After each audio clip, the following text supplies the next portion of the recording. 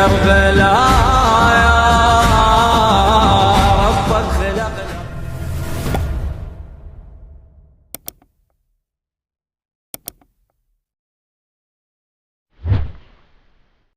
شفاعت نصیب ہونے کے لیے صلوات پڑھے بر محمد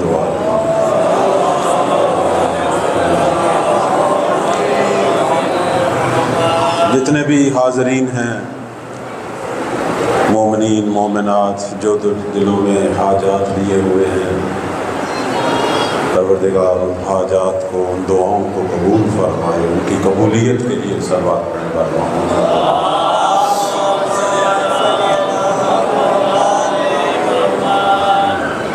ہمارے مرحومین، بالخصوص بانیان اعضاء کے مرحومین، حاضرین کے مرحومین، وہ ہستیاں جو پہلے موجود تھی اب نہیں، سب کی بلندی درجات کے لیے اور حضرت زہرا سلام اللہ علیہا کی شفاعت نصیب ہونے کے لیے صلوات علی محمد.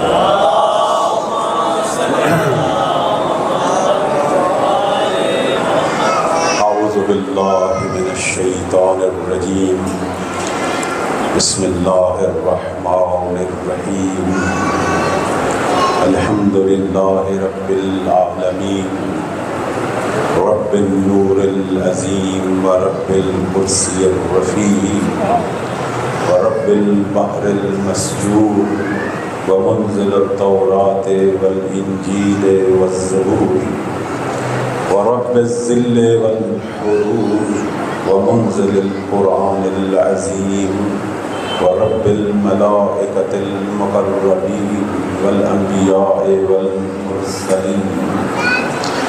والصلاة والسلام وتحیۃ والاکرام علی اشرف الانبیاء وخاتم المرسلین سیدنا وحبیبنا وحبیب الہ العالمین ابی القاسم مصطفیٰ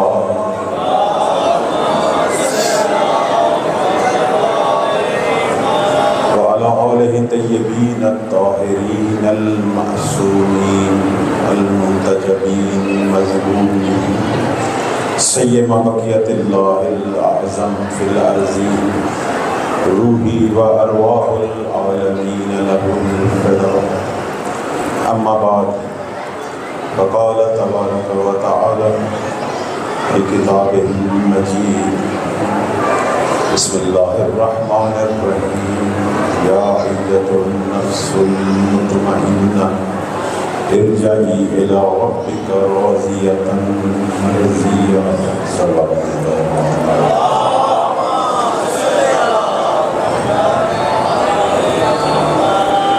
مومنین کرام، حضران سید الشہداء، اہل ابتداء، اہل ایمان، پروردگار آپ سب کا یہ غصہ غم حسین کی عبادت اپنی بارگاہ میں قبول. عرض خدمت ہے، عزاداری بہت بڑی عبادت ہے اور اس عبادت کے اپنے آداب ہیں. ہمیں چاہیے اگر اس عبادت سے کما حق کا فیض لینا ہے تو کچھ نہ کچھ آداب کی رعایت جو ہے وہ کریں.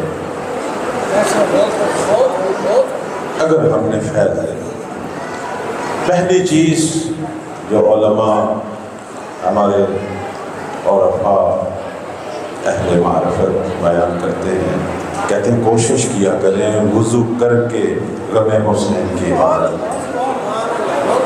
کوشش کیا کریں، کیونکہ یہ وہ جگہ ہے جہاں ملائکہ کا نزول ہوتا ہے، یہ وہ جگہ ہے جہاں ارواح طیبہ پنجتن آتی ہے، لہذا ان کی محفل میں جانا ہے. کوشش کریں وضو کر کے آئیں. اور دوسری چیز یہ ہے کہ جب آپ مجلس سے عزا میں قرار پائیں، کوشش کریں آپس میں ایک دوسرے کے ساتھ تواضع اور انکساری کے ساتھ بھیجیں. ساری دشمنیاں، سارے بغض و کینے، سارے اختلاف امام بارگاہ کے باہر رکھ کر صرف نوکر حسین بن کے چونکہ یہاں ہماری ایک ہی پہچان ہے، نہ میں ملک ہوں، نہ شیخ ہوں، نہ سید ہوں، نہ میں فلاں ہوں نہ فلاں ہوں، میں صرف حسینی ہوں۔ ایک رشتہ ہے ہمارا، اور ایک دوسرے سے محبت میں پیش آئیں، کوشش کریں، صلہ رحمی کریں۔ کیا مطلب یہ ہے کہ جس سے قطع رحمی تھی اس سے مصافحہ کریں، اسے اپنے آگے بٹھائیں، اس سے محبت سے پیش آئیں۔ ہو سکتا ہے غم حسین کی برکت سے یہ نفرتیں محبتوں میں بدل جائیں، ورنہ ہر گھر گرفتار ہے۔ ہمارے نویں آقا مولا امام جواد صلوات اللہ علیہ کا فرمان ہے، فرماتے ہیں کہ اللہ کو 3 کام بڑے پسند ہیں۔ 3 کام۔ پہلا کام کیا ہے؟ اپنے لیے کثرت سے استغفار کرنا، پہلا۔ اور ایک بہترین جگہ استغفار کی وہ خود مجلس اعلیٰ، بہترین جگہ۔ انسان جتنی دیر بھی ذکر حسین یا غم حسین کی عبادت میں قرار پاتا ہے، زبان سے استغفار کرے، چونکہ یہاں جن روحانی ہستیوں نے گھیرا ڈالا ہے وہ آپ کی بخشش کے لیے کھڑی ہے۔ یہ ہے کہ جتنی دیر تک مجلس بپا رہتی ہے، ملائکہ اس جگہ کو اپنے گھیرے میں رکھتے ہیں اور اس میں بیٹھے ہوئے مومنین اور مومنات کے لیے استغفار کرتے ہیں، تو ان کے استغفار میں ان کے ہمراہ ہو جاؤ۔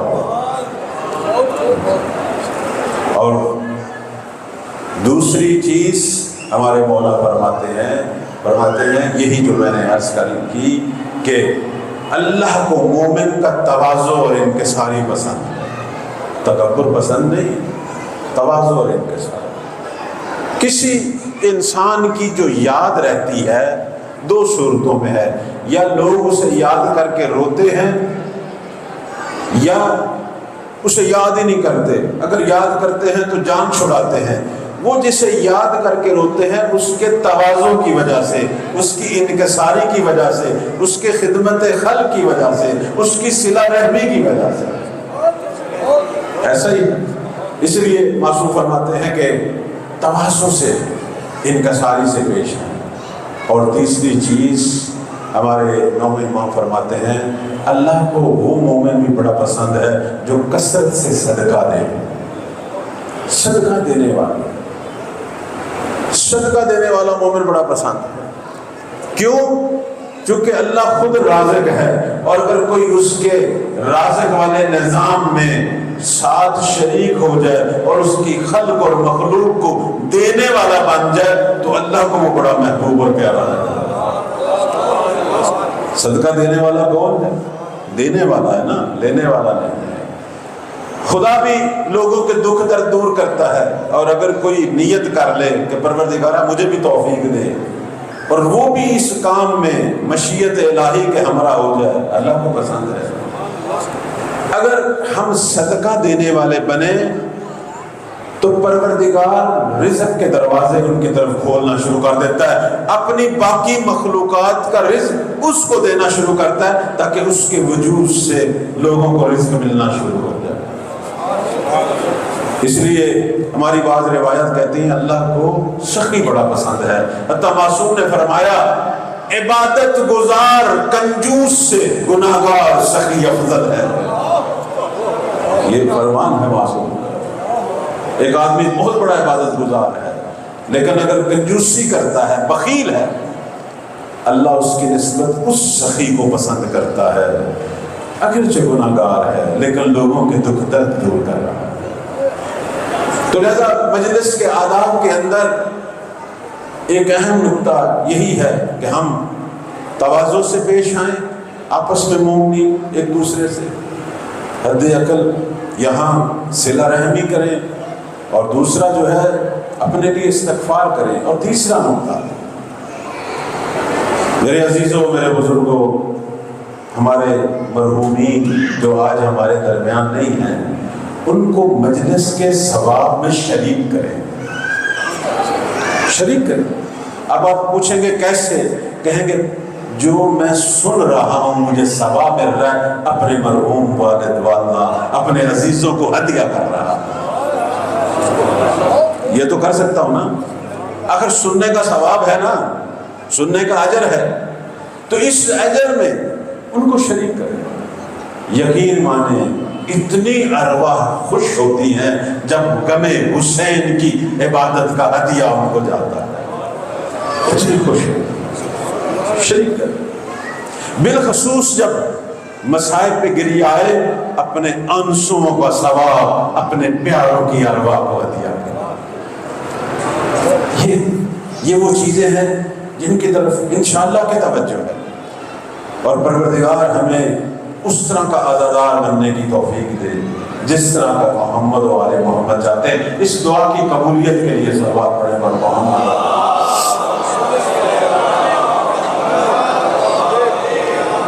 کل ہم نے شروع کیا تھا دعائے عہد کا آغاز، میں اسی سلسلے کو تھوڑا سا آپ کی خدمت میں پڑھاؤں گا۔ کرسی تک میرا خیال ہماری گفتگو گئی تھی، اس کے بعد ہمارے مولا فرماتے ہیں رب البحر المسجور، وہ پروردگار جو موجیں مارتے ہوئے سمندروں کا پروردگار ہے۔ سمندر جب موج مارتا ہے اس وقت اس کے دفینے کھلتے ہیں، اس وقت دنیا وہ چیزیں دیکھتی ہے جو نظر نہیں آتی۔ ایسا اب اس کے اندر بھی حکمت ہے۔ سمندر وہ سمندر جو موج مارتا ہے، جب سمندر موج مارتا ہے نیچے کی مچھلیاں اوپر آتی ہیں، نیچے کے پتھر اوپر آتے ہیں، بہت کچھ نکلتا ہے۔ اللہ کے وہ اسرار جن سے دنیا بے خبر ہے موج مارتے سمندروں سے ظاہر ہوتی ہیں۔ اب یہ موج مارتا سمندر دنیا کا کوئی مادی سمندر ہو یا علی کے سینے میں علم کا سمندر ہو، بات ایک ہی ہے، بات ایک ہی ہے۔ وہ سمندر بھی کبھی کبھی موج مارتا تھا، سنا نہیں آپ نے؟ کبھی کبھی منبر کوفہ پہ تشریف فرما ہوتے تھے امیر کائنات اور صلوات پڑھیں بر محمد و آل محمد۔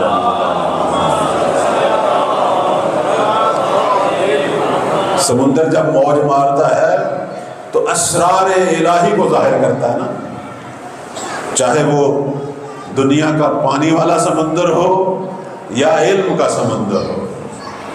امیر کائنات اکثر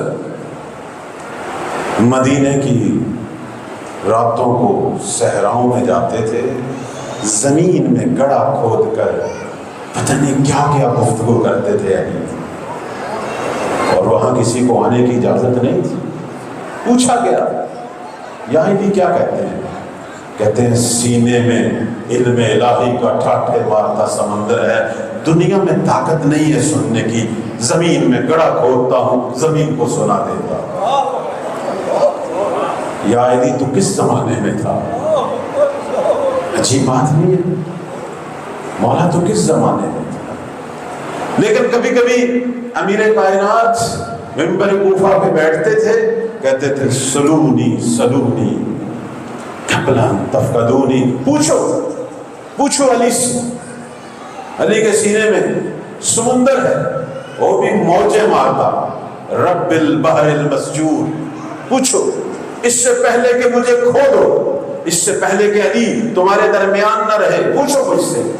اور اس کے بعد فرماتے ہیں پوچھو پوچھو حتی آسمان کے راستے پوچھو، میں علی زمین سے زیادہ آسمان کو جانتا ہوں، آؤ آسمانوں کے راستے مجھ سے پوچھو۔ یہ علامہ علی نکن مرحوم خدا علی کے رحمت کرے، ان کی ایک مجلس کا جملہ میں سن رہا تھا، کہہ رہے تھے کہ آج کا سائنسدان، آج کے حتی انگریز ہاتھ ملتے ہیں، کہتے ہیں اتنا بڑا عظیم شاہکار علم الہی کا جو منبر کوفہ پر دعویٰ سلونی کرتا تھا اور آسمان کے راستوں کی باتیں کرتا تھا، لوگ کیا پوچھتے تھے اس سے؟ عجیب بات نہیں ہے؟ کوئی پوچھتے تھے میں آ رہا تھا راستے میں کیا ہوا، میری مٹھی میں کیا ہوا، انگریز ہاتھ مال رہا ہے، کہتا ہے کاش آج علی ہوتا۔ ہم پوچھتے آج ہمیں ضرورت ہے کہکشاؤں اور آسمانوں کے راستوں کی ضرورت ہے، لیکن علی نہیں ہے۔ اللہ اکبر، رسول اللہ،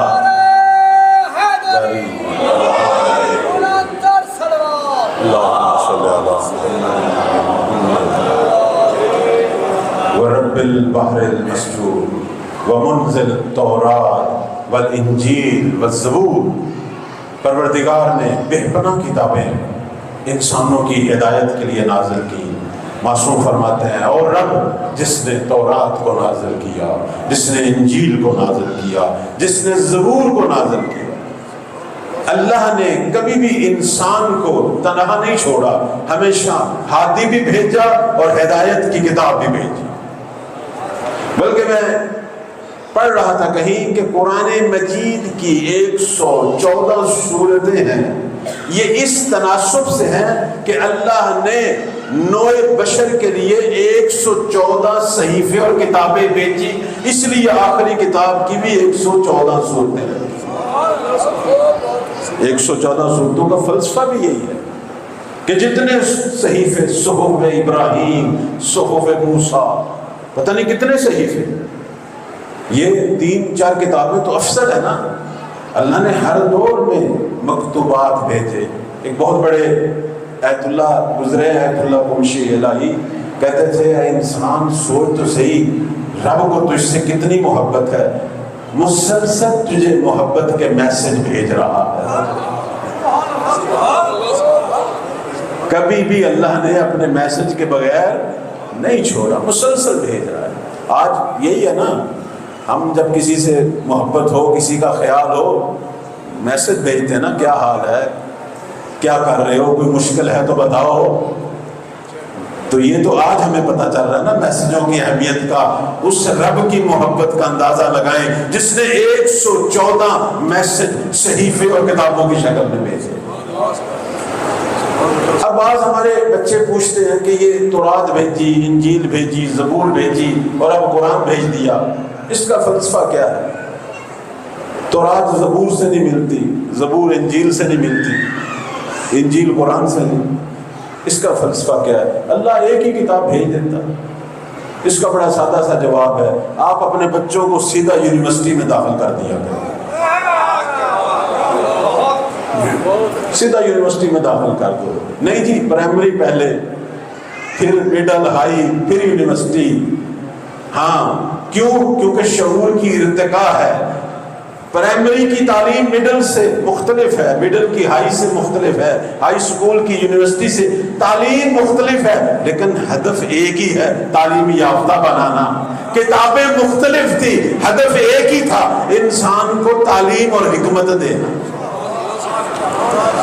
اور جب انسان شعور کی اس منزل پہ پہنچا، اس وقت اللہ نے آخری پیغام، آخری کتاب عطا کر دی، اور وہ ہے قرآن عظیم۔ اور اس کے بعد فرماتے ہیں رب الذل والغرور، دعائے عہد میں وہ پروردگار جو سائے اور حرارت کا رب ہے۔ عجیب بات ہے، رب الذل والغرور، مولا فرماتے ہیں دعائے عہد میں کہ سائے اور حرارت کا رب۔ کیوں کہا؟ چونکہ سایہ ٹھنڈک دیتا ہے، حرارت گرمی دیتی ہے۔ انسان کی زندگی جو ہے وہ تضاد کا مجموعہ ہے، کبھی زندگی کے اندر نشیب ہے، کبھی فراز ہے، کبھی تلخیاں ہیں اور کبھی ٹھنڈی ہوائیں۔ تو یہ ساری چیزوں کا رب وہی ہے، پروردگار ہے جو جس طرح گرمی اور سردی، جس طرح سائے اور ہوا، جس طرح سائے اور ٹھنڈک، اسی طرح انسان کی زندگی کو اللہ نے دو طرح سے، دو نشیب و فراز سے، کبھی تلخیاں، کبھی عسر، کبھی یسر، ان چیزوں سے بنایا۔ ہر دو طرح میں آزمائش ہے، ہر دو طرح میں آزمائش ہے، برے دنوں میں بھی آزمائش ہے، اچھے دنوں میں بھی آزمائش ہے۔ ہاں مدد اپنے رب سے، رب کے ولی سے مانگنی چاہیے۔ یہ نہ سوچا کریں کہ جن کے دن اچھے ہیں ان کو اللہ سے یا اللہ کو ان سے کوئی زیادہ پیار ہے یا قربت ہے، نہیں۔ اتفاق سے جو چیز میں سمجھا ہوں، خدا کو اس سے زیادہ پیار ہے جس پر آزمائش زیادہ ہے۔ میں یہ نکتہ اس لیے بیان کر رہا ہوں کہ ایک دفعہ سرکار رسالت مآب صلی اللہ علیہ وآلہ وسلم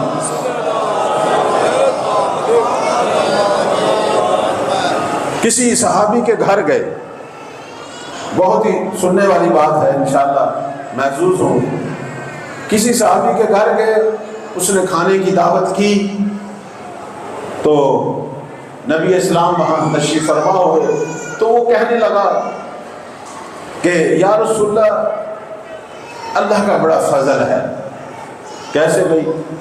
اس نے کہا کہ بے پناہ رزق ہے، اولاد ہے، عزت ہے، مقام ہے، بڑا فضل ہے۔ اب یہ چیزیں ہمارے ہاں خوشبختی کی علامت سمجھی جاتی ہیں یا نہیں سمجھی جاتی؟ اس نے کہا بڑا فضل۔ پیغمبر نے پوچھا تجھ پر کبھی آزمائش نہیں آئی؟ کبھی اللہ کی طرف سے سختی نہیں آئی؟ کہنے لگا نہیں، ہمیشہ فضل ربی ہے۔ پیغمبر نے فرمایا تو اسے خوش بختی سمجھ رہا ہے، لیکن میں اسے بدبختی سمجھ رہا ہوں۔ تجھے اللہ نے تیرے حال پہ چھوڑ دیا ہے۔ جس سے خدا آزمائش نہیں دے رہا، میں اس کے گھر کا کھانا نہیں کھاؤں۔ عجیب نکتہ ہے۔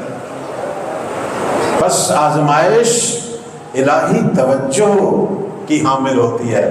ہماری بعض جو اہل معرفت ہیں وہ باقاعدہ آزمائشیں مانگتے ہیں، کہتے ہیں پروردگارا توجہ ہم پہ رکھ، چاہے آزمائشیں دے، چاہے سختیاں دے، لیکن نگاہ تیری ہم پر ہو۔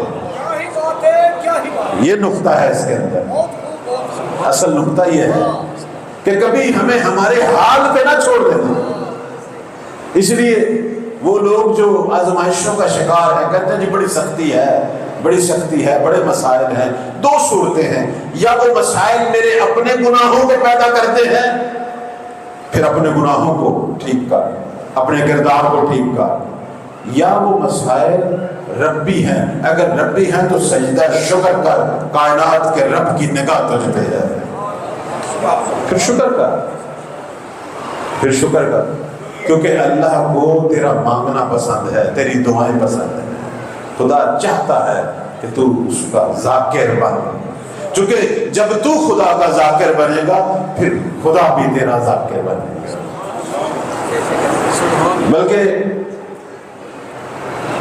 ایک شخص جو ہے اس نے ایک نبی کو کہا، اب بات تھوڑی سی چینج نہ ہو جائے، میں اپنے موضوع پہ دوبارہ آؤں، لیکن چونکہ اسی سے ملتی جلتی بات ہے۔ ایک نبی سے کہا کہ یہ جو تم کہتے ہو کہ گناہ کرنے سے اللہ عذاب دیتا ہے، اللہ مال چھین لیتا ہے، اللہ مقام چھین لیتا ہے، میں تو اتنے گناہ کرتا ہوں کچھ بھی نہیں ہوتا، بلکہ مال بڑھ رہا ہے، مقام بھی بڑھ رہا ہے۔ ایسے لوگ ہوتے یا نہیں ہوتے؟ ہوتے ہیں۔ بڑے کے بڑے فخر سے کہتے ہیں تمہاری نمازوں کا کیا فائدہ، تمہارے روزوں کا کیا فائدہ، تمہاری عبادتوں کا کیا فائدہ، اتنی مشکلیں، مجھے دیکھو اپنی مرضی کی زندگی گزار رہا ہوں، رزق بھی وافر، ہر چیز ہے میرے پاس، ہے نہیں ہے۔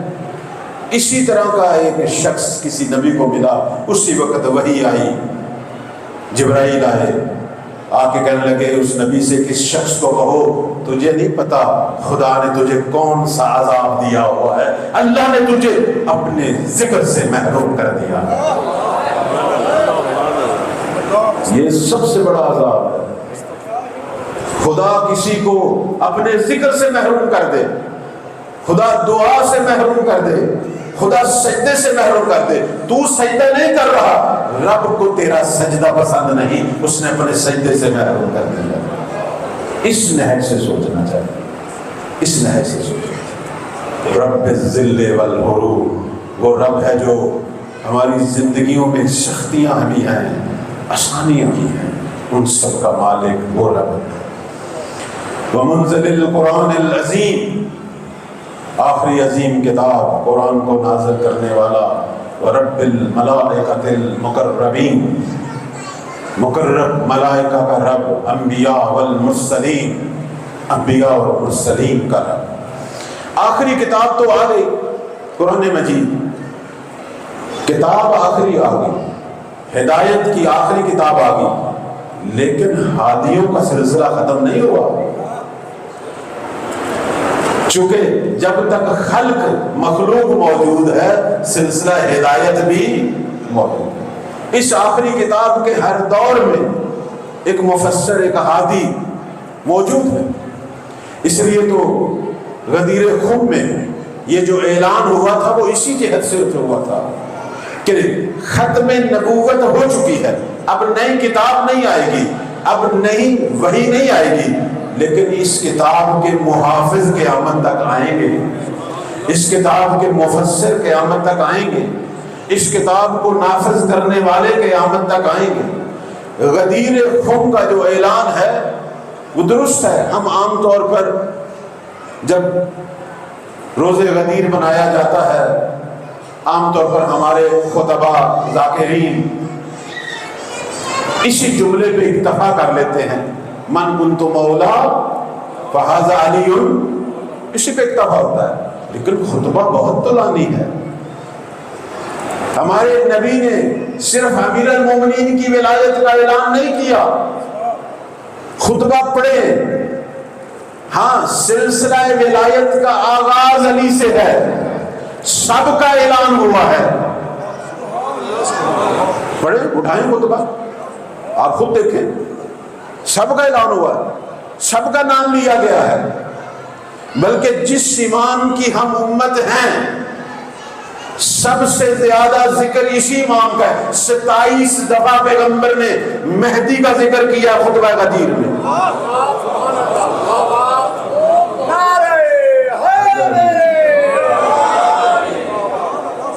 فرمایا کہ سلسلہ ولایت ختم ہوگا اس پہ جو کفر اور شرک کے قلعے اڑائے گا، جو زمین سے ظلم و شرک کو مٹائے گا، جو زمین پر عدل الہی کو نافذ کرے گا، جو دین اسلام کو شرق سے غرب تک پھیلائے گا۔ پڑھیں تو صحیح۔ اس لیے میں یہ کہوں گا خطبہ غدیر اصل میں ایسے ہے کہ من کنت مولا فہذا علی مولا، زمانہ ابو تراب میں یہ ٹھیک ہے، لیکن زمانہ حسن مجتبیٰ میں اس کی نوعیت بدلے گی، اب من کنت مولا فہذا حسن مولا۔ اور جب حسین کا زمانہ شروع ہوئے گا اب نئے طریقے سے خطبہ غدیر سامنے آئے گا۔ اب پیغمبر یوں فرما رہے ہیں، من کنت مولا فہذا حسین مولا۔ اور آج اگر خطبہ غدیر پڑھا جائے تو آج خطبہ غدیر کا اصلی مفہوم اور معنی یہی ہے کہ ہم جہاں اعلان ولایت علی کا اقرار کرتے ہیں وہاں بے بانگ دہل کہیں من کنت مولا فہذا مہدی مولا۔ صلوات پڑھے بر محمد و آل محمد۔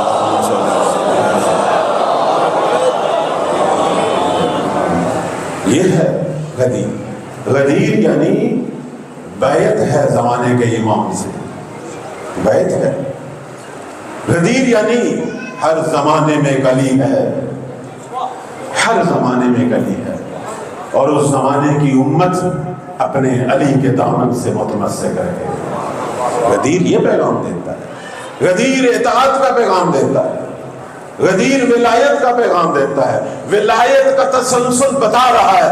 ہر دور ولی اللہ سے، ہر دور خلیفت اللہ سے، ہر دور وصی پیغمبر سے خالی نہیں، بلکہ میں کہوں گا ہر دور میں زہرا کا ایک لال ہے جسے اللہ نے اپنا ولی قرار دیا، اور آج خدا نے یوسف زہرا کو ہمارا آقا اور امام قرار دیا۔ صلوات پڑھیں بر محمد و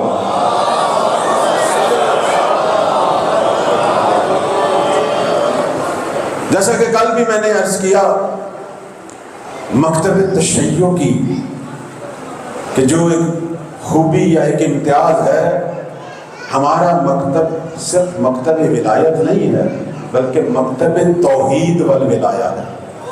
بلکہ اگر آپ قدیم کتابیں کھولیں، علماء کرام تشریف فرما ہے، قدیم زمانے میں شیعوں کو ایک نام دیا گیا تھا۔ قدیم زمانے میں، کب کی بات ہے؟ 1200 سال پہلے کی، 1300 سال پہلے کی۔ علماء اس بات کو سمجھتے ہیں جب معتزلہ، اشاعرہ، اہل حدیث کا زمانہ تھا، اس زمانے میں شیعوں کو کہتے تھے اصحاب التوحید والعدالہ۔ شیعہ مکتب کی پہچان تھی۔ عجیب بات نہیں؟ آج کچھ جگہ جو ہے وہ ذکر توحید سے خالی ہو رہی ہے، طرح طرح کا غلو اور شرک آ رہا ہے۔ ہماری پہچان تھی کہ دنیا اسلام کے جتنے بھی فرقے ہیں، تنہا فرقہ کہ جہاں توحید پروردگار اور عدل الہی کی باتیں ہوتی ہیں وہ مکتب تشیع، مکتب اہل بیت ہے۔ ہماری یہ پہچان تھی، یہ تھی ہماری پہچان۔ جنگ جمل ہو رہی ہے۔ جنگ جمل کس چیز پہ ہو رہی ہے؟ کچھ لوگوں کو خلافت علی پسند نہیں تھی، مولا علی کے خلاف جنگ شروع ہوئی۔ اب میں کہانی نہیں سنانا چاہتا کیونکہ مسائل آپ کو پتہ ہے، باقی آپ سمجھ گئے ہیں۔ جنگ جمل ہو رہی ہے۔ جنگ جمل کے دوران دونوں طرف مسلمان ہیں، دونوں طرف اصحاب ہیں۔ جنگ جمل ام المومنین اور مولا علی کے درمیان ہوئی نا۔ جنگ جمل اپنے جوبن پہ، اپنی عروج پہ ہے، تلواریں چل رہی ہیں، نیزے چل رہے ہیں۔ ایک عربی، ایک بدو آیا امیر المومنین کے پاس چلتی ہوئی تلواروں کے درمیان، اتقول ان اللہ واحد، اے علی مجھے بتا یہ جو آپ کہتے ہیں کہ اللہ واحد ہے اس کا مطلب کیا ہے؟ جنگ کے اوج اور عروج میں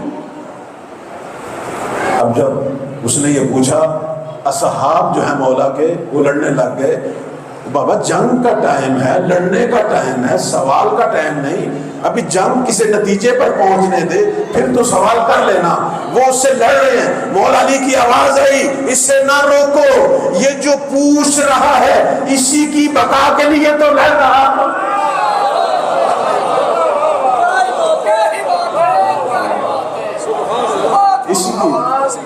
اسی کی بقا کے لیے، اسی کی بقا کے لیے۔ اس کا مطلب ہے علی کبھی بھی اپنے لیے نہیں لڑا، جب بھی لڑا اپنے خالق کے لیے۔ صلوات پڑھیں پر محمد و آل محمد۔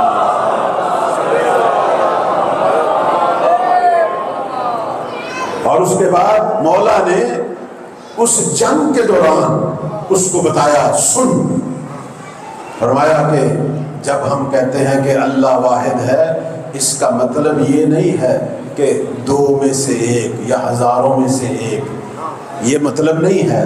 اور نہ اس کا مطلب یہ ہے کہ کسی ایک کے دو بن جائیں، کسی ایک کے دو حصے ہو جائیں اور ان میں سے کوئی ایک، اور نہ اس کا مطلب یہ ہے کہ کوئی دو جزوں کو ایک جز بنا دو۔ دو لفظوں میں مکمل توحید بتا دی، اس سے واحد کا معنی بھی بتا دیا، احد کا معنی بھی بتا دیا۔ صلوات پڑھیں پر محمد و آل محمد۔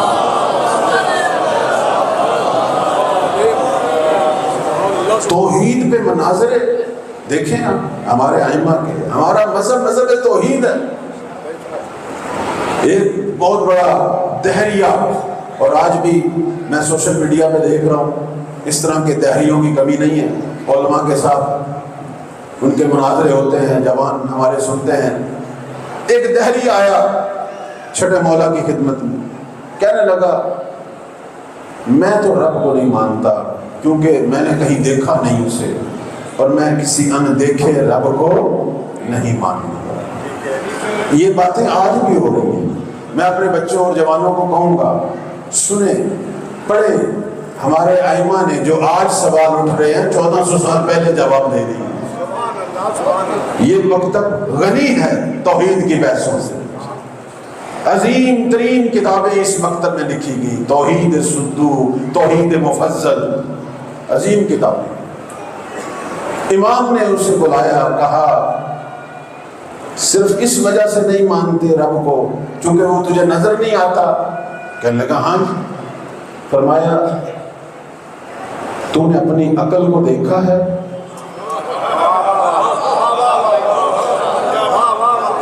حالانکہ تو اسے مانتا ہے، عقل کو دیکھا ہے تو نے، حالانکہ تو اسے مانتا ہے. کہنے لگا دیکھا تو نہیں لیکن اس کے اثرات نظر آتے ہیں، کیونکہ میں سوچتا ہوں، میں غور و فکر کرتا ہوں. فرمایا تو چھوٹی سی عقل کے اثرات کو دیکھ کر، عقل کو نہیں دیکھا، اس کے چھوٹے چھوٹے اثرات دیکھ کر تو اس کا قائل ہو گیا، اتنی بڑی کائنات تجھے نہیں نظر آ رہی؟ یہ مخلوقات تجھے نظر نہیں آ رہی؟ یہ نظام آفرینش تجھے نظر نہیں آ رہا؟ یہ سورج و چاند کی حرکت تجھے نظر نہیں آ رہی؟ آگے سے اس نے کیا جواب دیا؟ کہنے لگا یہ تو نیچر ہے، یہ تو مادہ ہے، یہ تو فطرت ہے. یہی جواب آج بھی سوشل میڈیا پہ کچھ دہریے دے رہے ہیں. اس نے بھی یہی بات کی. معصوم نے فرمایا اب بہت توجہ ہوگا، اپنے بالخصوص یونیورسٹیوں میں، کالجوں میں پڑھنے والے بچے جو پسند کرتے ہیں ان آواز کو سننا.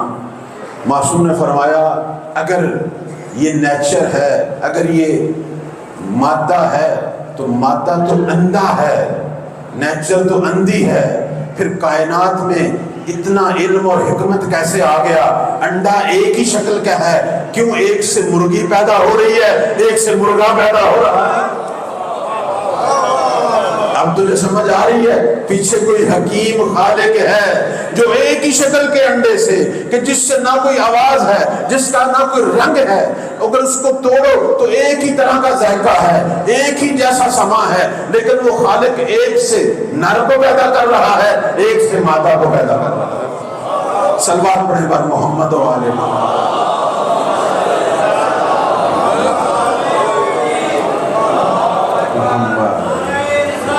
یا رسول اللہ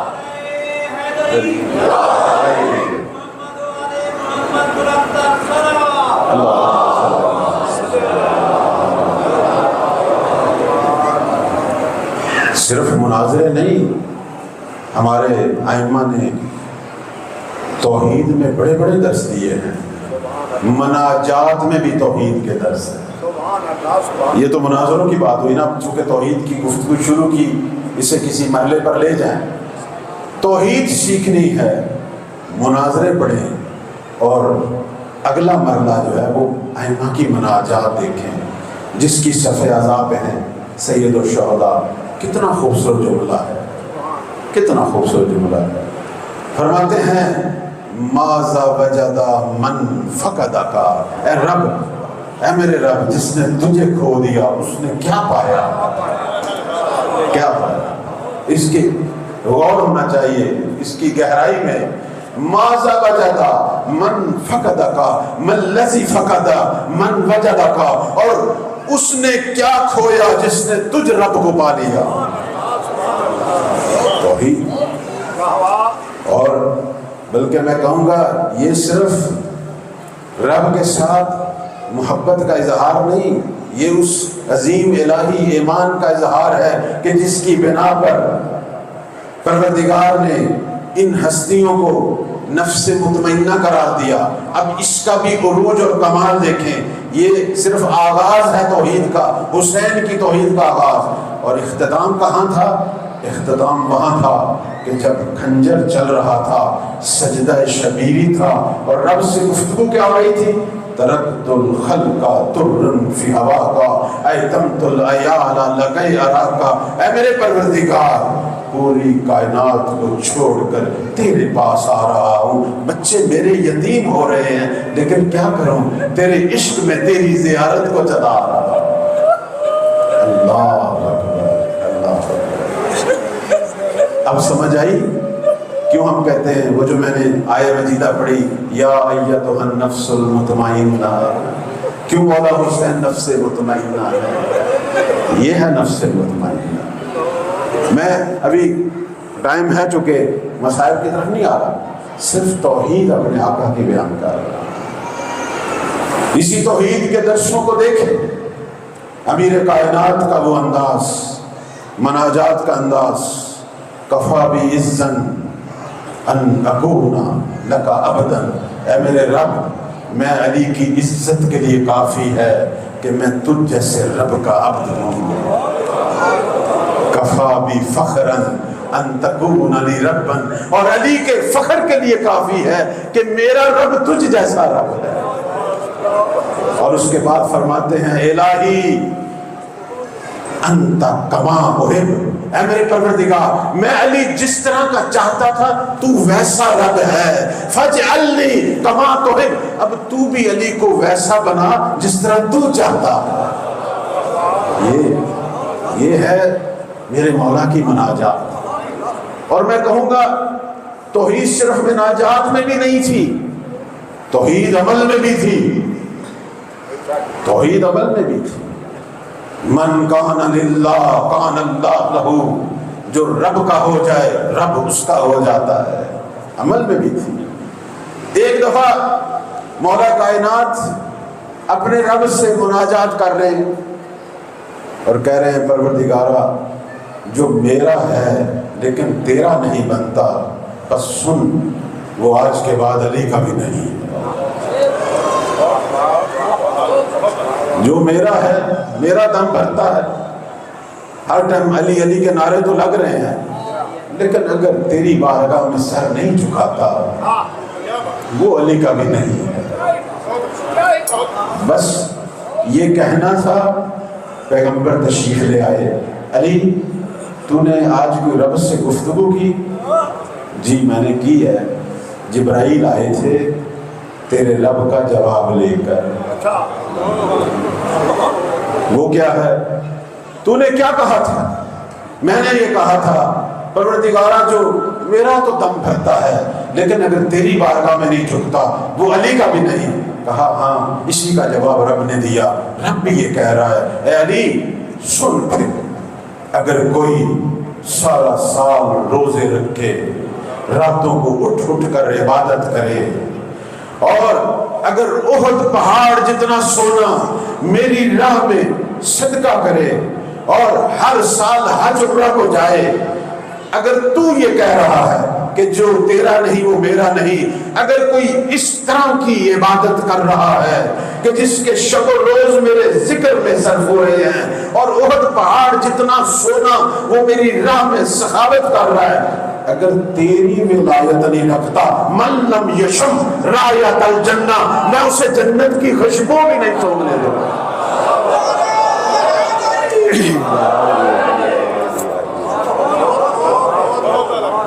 میں اسے جنت کی خوشبو بھی نہیں سونگنے دوں، جو تیرا بھی نہیں وہ پھر رب کا بھی نہیں۔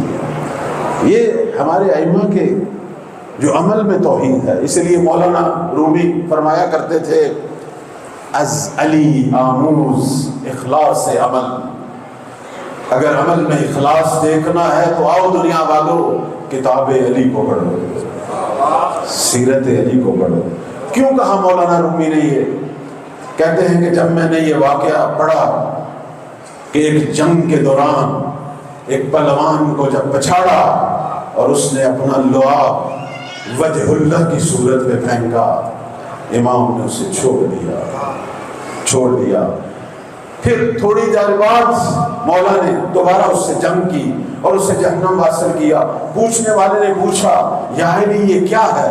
کہا جب اس نے اپنا لعاب پھینکا تھا میں تو اللہ کے لیے لڑتا ہوں، میرا غصہ تو خدا کے لیے ہے، لیکن جب اس نے جسارت کی تو مجھے غصہ آیا، پر علی تو اپنے غصے کے لیے کسی کو نہیں مارے گا، اگر مارے گا تو اللہ کے غصے کے لیے اپنے غصے کو رفع کیا، دوبارہ غضب الہی کو بیدار کیا، جب اللہ کا غصہ آیا پھر اس کو جہنم واصل کیا۔ اس لیے تو کہا از علی آموز اخلاص عمل۔ یہ اسی صف ازا کی، یہ میں کہوں گا صف ازا کے معجزے ہیں کہ یہاں معارف بیان ہوتے ہیں، یہاں توحید بیان ہوتی ہے، یہاں ولایت۔ دنیا کا سب سے بڑا معجزہ لوگ پوچھتے ہیں کیا ہے، ہم کہیں گے یہی آزاداری ہے، سب سے بڑا معجزہ ہے۔ یقین مانیں، اس کا بجٹ دیکھ لیں، کتنی رکاوٹیں، چلو بجٹ کی بات نہیں کرتے وہ تو سب سمجھتے ہیں کتنا پیسہ صرف ہوتا ہے، لیکن کتنی رکاوٹیں، گرمی سردی کی رکاوٹ تو اپنی جگہ، کتنی گرفتاریاں، کتنی گولیاں، لیکن صفِ ازا برقرار رہتی. اب سمجھ آتی ہے رسول اللہ کا وہ فرمان کہ اللہ چن چن کر کس طرح انتخاب کرتا ہے. پروردگار نے فرمایا اذا اراد اللہ بعبدہ خیرا، اللہ جب کسی عبد پر، کسی انسان پر مہربان ہوتا ہے، قذف فی قلبہ حب الحسین، اس کے دل میں محبت حسین ڈال دیتا ہے. یہ عزاداری، یہ ہمارا اجتماع، اپنے کاموں کو چھوڑنا، اپنی زندگی کو چھوڑنا، سب کچھ چھوڑ کے صف ازا پہ یہ جو حب حسین میں ہم جمع ہوتے ہیں، یہ میرا تیرا کمال نہیں، اس رب کے انتخاب کرتا ہے، اس رب کے انتخاب کرتا ہے. اس لیے ان کی قدر ہونی چاہیے. اب چونکہ ٹائم میں بھی کمی ہے، ابن ابی یافور کی ایک روایت میرے ذہن میں آ رہی. کسی شخص نے آ کے شیعوں کی شکایت کی چھٹے مولا کو، کہا آپ اپنے شیعوں کا بہت زیادہ ذکر کرتے ہیں، پر میں نے جتنے کرپٹ لوگ دیکھے، جھوٹے لوگ دیکھے، تو سارے آپ کے شیعہ. ابن ابی یافور. اور وہ جو دوسرے ہیں وہ بڑے نیک ہیں، نمازی بھی ہیں، مسجدیں بھی ان کی بھری ہوتی ہیں اور ایماندار بھی ہیں. میں کسی جگہ میں یہ پڑھ رہا تھا، لوگوں نے کہا بالکل ٹھیک ہے، پتہ نہیں آپ اس کی تائید کرتے ہیں یا نہیں کرتے. لوگ کہتے ہیں کہ مومنوں سے خرید کرنے سے ڈر لگتا ہے، دوسروں سے جا کے خریدتے ہیں. اس نے آ کے یہی کہا. امام لیٹے ہوئے تھے، اٹھ کر بیٹھے، اس کی طرف غصے سے دیکھا، کہا درست ہے شیعہ گناہگار بھی ہوتے ہیں، اگر کوئی گناہگار ہے تو امر بالمعروف کرو، لیکن تجھے توہین کرنے کا حق نہیں ہے. اتنی عجیب بات ہے. یہی حقیقت تو یہی ہے. اگر ہم کسی جگہ پہ کسی کو گناہگار پائیں تو فریضہ الہی کیا ہے کہ اس کو نصیحت کریں. بھئی کرپشن کرتا ہے تو نصیحت کریں، جھوٹ بولتا ہے تو نصیحت کرتے ہیں. فرمایا تجھے توہین کرنے کا حق نہیں ہے. کہنے لگا مولا کیا مطلب؟ یعنی ہم نہیں کہہ سکتے؟ فرمایا نہیں کہہ سکتے، نہ ان کی تعریف کر نہ ان کی توہین کر. کیوں مولا؟ فرمایا اگر برے ہیں تو نصیحت کر، تیرے بھائی ہیں، امر بالمعروف کر، نہیں المنکر کر، لیکن میرے سامنے ان کی تعریف نہ کر جن کی تو کر رہا ہے. تجھے نہیں پتا خدا نے یہ وہ لوگ ہیں کہ جن کے دلوں کو محبت حسین کے لیے انتخاب کیا ہے. یہ وہ لوگ ہیں جن کو عزاداری سید الشہداء کے لیے انتخاب کیا ہے. آخر یہ قابلیت رکھتے تھے تو اس چیز کے لیے انتخاب ہو گئے. اب یہ ہمارا یہ جو سلسلہ ہے یہ اسی لیے ہے کہ اللہ نے انتخاب تو کر لیا، اب اس انتخاب کے لائق بنے، حد اقل اپنے زمانے کے امام کو راضی کریں، حد اقل اپنے زمانے کے امام کو راضی کریں. عظیم سلسلہ ہے عزاداری کا. بس میں ختم کر رہا ہوں انشاءاللہ اسی بحث کو آگے بڑھائیں گے. لیکن مجھے ایک بات کا جواب دیں، ہمارے یہ غم کبھی ختم نہیں ہوں گے، چونکہ جس گھرانے کا ذکر ہم کر رہے ہیں اس گھرانے کی ایک بی بی کا نوحہ میں آپ کی خدمت میں بیان کرنا چاہتا ہوں. ذکر مصائب شروع کر رہا ہوں. جب یہ قافلہ واپس آیا تھا، بی بی ام کلثوم نے ایک نوحہ بیان کیا تھا جب مدینے کی دیواریں دیکھی تھی. سننے کی ہمت ہے؟ اللہ، ایک نوحہ تھا. یہ میں نہیں بیان کر رہا، یہ میرے شعر نہیں، عربی میں ہے.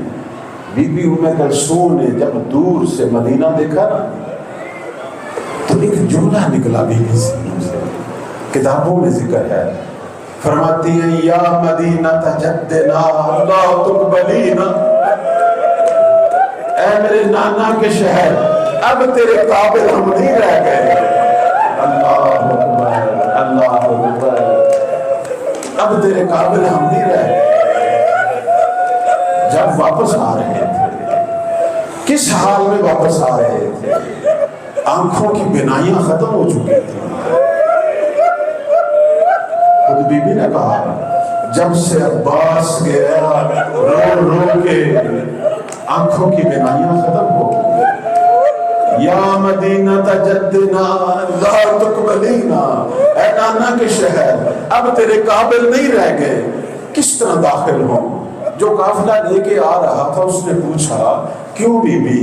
کہا خرجنا من قبل واہلینا جمع، جب اس سے پہلے ہم نکلے تھے اس وقت تو سارے تھے، میرا بھائی حسین بھی تھا، عباس بھی تھے، اکبر بھی تھے، قاسم بھی تھے، علی اصغر بھی تھے، وَرَجَعْنَا لَا رِجَالَ وَلَا بَنِينَ، ہائے کس حال میں لوٹے ہیں ان ظالموں نے، نہ جوان چھوڑا ہے نہ کوئی بچہ چھوڑا۔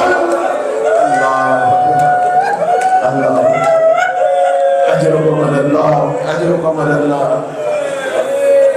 کہتے ہیں کہ میں بس ختم کر رہا ہوں چونکہ قبلہ کی تشریف لائے، میں درمیان والے مسائل ختم کر رہا ہوں۔ بی بی سیدہ ام المصائب بی بی زینب علی کی بیٹی جب گھر میں گئی، جناب عبداللہ گھر میں نہیں تھے، جب گھر میں داخل ہوتی ہیں نا، سامنے دیوار پر دو چھوٹے مسلے دیکھ کر زینب بی بی زینب کا صبر ٹوٹ گیا۔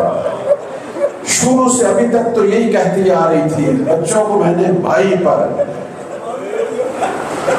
قربان کیا ہے، صدقہ دیا ہے، حتیٰ سر لینے کو تیار نہیں تھی۔ شام میں جب سر بانٹے گئے، پوچھنے والے نے پوچھا ان دو بچوں کے سر کی کوئی وارثہ ہے؟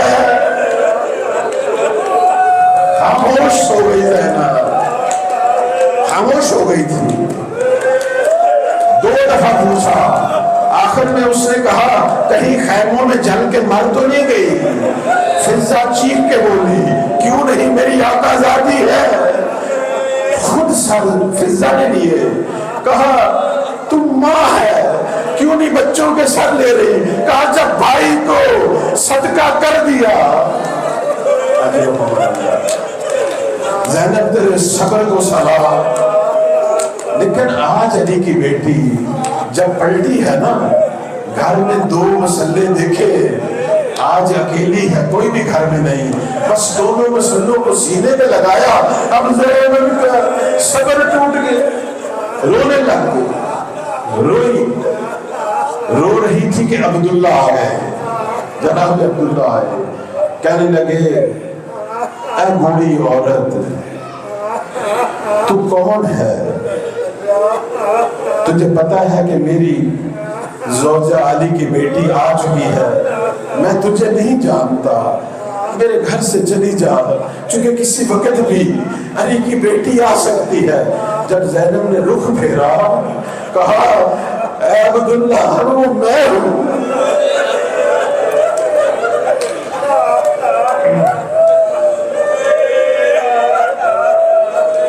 شوہر کو اپنا چہرہ دکھایا نا، کہا میں ہوں، میں زینب ہوں، میں علی کی بیٹی ہوں۔ نہیں پہچان پایا، کہنے لگا تو واقعی زینب ہے؟ کہنے لگی میں پرسہ دینا چاہتی ہوں اون محمد کا۔ پتہ نہیں کیا دیکھا شوہر نے، زمین پہ گر گئے جناب، سمجھ گئی بچوں کا صدمہ ہے، کہنے لگی واقعی بچوں کا صدمہ ہے، مجھے پتا ہے یہ صدمہ قابل تحمل نہیں، تیری نسل ختم ہو گئی، زمین پہ گر گیا ہے۔ کہنے لگا نہیں، وہ تو میں نے بھیجے تھے حسین پر صدقہ کر کے، بلکہ میں خود بھی جانا چاہتا تھا، وہ میں تو بیمار تھا، وہ تو میں نے حسین کو دیے، میں اس لیے نہیں گرا، وہ ہاشمی غیرت نے مجھے گرنے میں مجبور کیا۔ علی کی بیٹی مجھے بتا تیرے ہاتھوں پہ نشان کیا ہے؟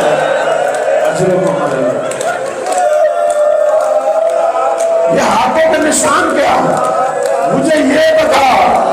بس زیمن روتے روتے گر گئی، کیا بتاؤں شام غریبا، وہ جلتے خیمے، ہاتھوں میں رسیاں، شام کے بازار، کوفہ کے بازار، وہ شمر کے تازیانے، اللہ لعنت اللہ علی الظالمین